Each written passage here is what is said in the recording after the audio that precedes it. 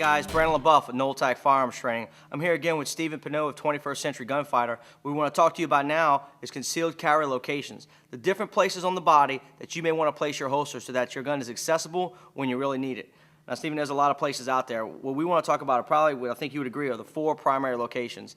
That's going to be the strong side outside the waistband, as I'm wearing here, a little bit further back inside the waistband at a 4 o'clock, 4:30 position, appendix carry, and then also ankle carry.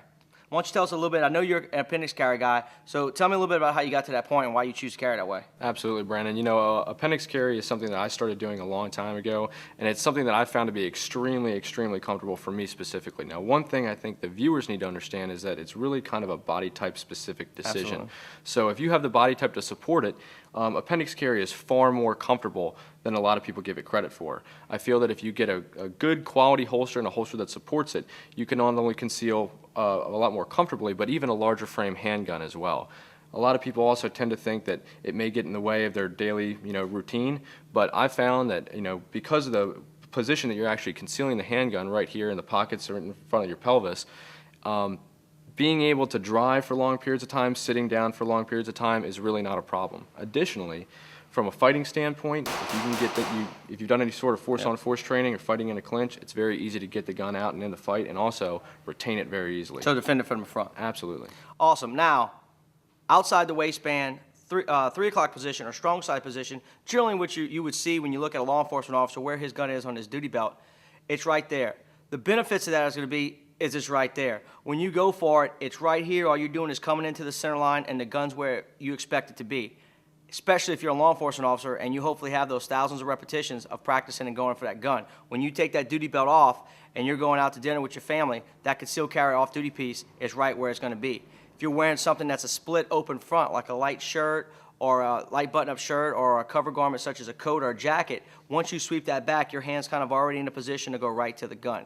Some of the drawbacks is it is going to widen your frame a little bit, especially if you're carrying an extra mag. You have to take that into account. So it's going to print more. If you're wearing something over it, like a polo, it's going to want to stick out more and show a little more. So make sure your clothes is sized appropriately for it. Speaking about clothes, if you're carrying outside the waistband, you don't have to do what you generally have to do with inside the waistband, which is buy your pants or get pants that are about an inch or so larger than what you normally wear to accommodate the gun.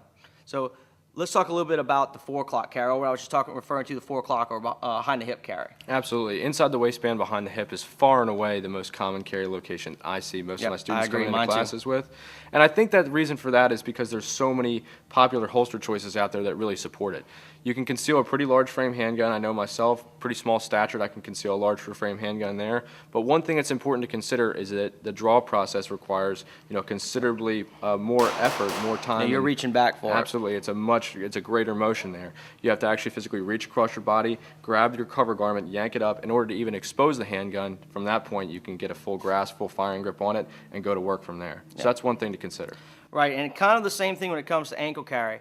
Ankle is really great for people that are carrying a secondary gun or have a really need for a deep concealment. The problem, though, is it's going to take a lot more to get to that gun. You're going to have to either bend down the gun or bring the gun up to you, and then you need to get that pants leg out the way, which is what provides you the concealment in the first place. More body mechanics involved. Also, if you're, again, in a ground fighting situation or you're involved with someone else, now you've got one hand locked up, and you have to try to get that pants leg up and get to the gun with that one hand. But it is going to provide you a high level of concealability. Where it's going to work or fail for you is going to be the amount of training that you put into it, and then also making sure you have a good quality holster. You have to be comfortable that if you have to run or do anything with that holster, that the gun's going to stay where it needs to be.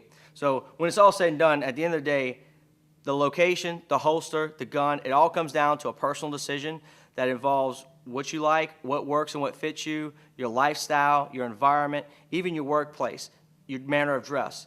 Take those things into consideration, factor them all out, and at the end of the day, make the right decision for you that works for you. And as always, remember, be vigilant, be prepared, be safe, and stay gunfighter strong. Trigger Time is brought to you by Crossbreed Holsters, Drago Gear, DS Arms, First Spear, Keltec, PNW Arms, Thunder Beast, Saber Red, Century Solutions, Delta Outdoorsman, Sport Optics, Fox Knives USA, 511 Tactical, and WW Guns.